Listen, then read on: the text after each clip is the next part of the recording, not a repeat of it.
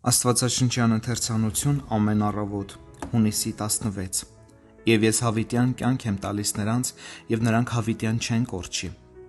Հովհաննես ավետարան 10:28 Քրիստոնյան նույնիսկ չնչին անհավատարմություն պիտի չդրսևորի։ Հնարավոր չէ գոհացնել Աստծուն կասկածելով նրա սիրուն, ճշմարտությանն ու հավատարմությանը։ Մենք իրավունք չունենք նրան վշտացնելու մեր հանդեպ նրա անդադար բարեհաճությանը կասկածելով։ Սիրելի քրիստոնյա, եթե դու մոռացված, լքված կամ կորստի մատնված լինեիր, դա կհակասեր Աստծո թանկագին խոսքի յուրաքանչյուր խոսմանը։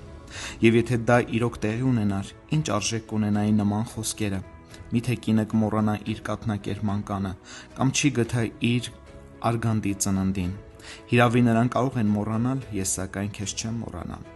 Ոչ մի արժեք չէր ունենա նաև այնպիսի խոստումը՝ լեռները կհեռանան և բլուրները կսանսանվեն, բայց իմ ողորմությունը քեզանից չի հեռանա։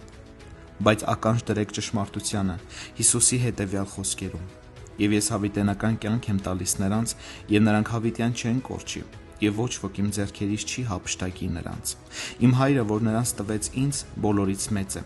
և ոչ մեկ չի կարող իմ Հոր ձեռքից հափշտակել նրանց»։ Եթե կորչեր Աստծո գեթ մի զավակ, ապա անհիմն կլիներ փրկարար շնորհքի մասին ուսմունքը։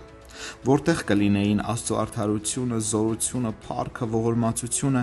երդումը, խոստումը, եթե Քրիստոսին վստահված մարդկանցից թեկուզ մեկը հաստատուն կերպով մոռացվեր։ Վանիր թերահավատության վախը, որը փառազրկում է Աստծուն։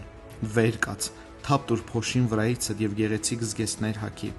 Հիշիր, կասկածել խոսքին, որում խոստացված է, որ դու չես կորչի, նշանակում է մեղք գործել։ Թող քեզանում ապրող հավիտենական կյանքը իր մասին հռչակի բուռն ցնծությամբ։ Իմ հոգին բարձրացնում է Աստծո խոսքը։ Հավատարիմ, անդավաճան Աստված է սիրո,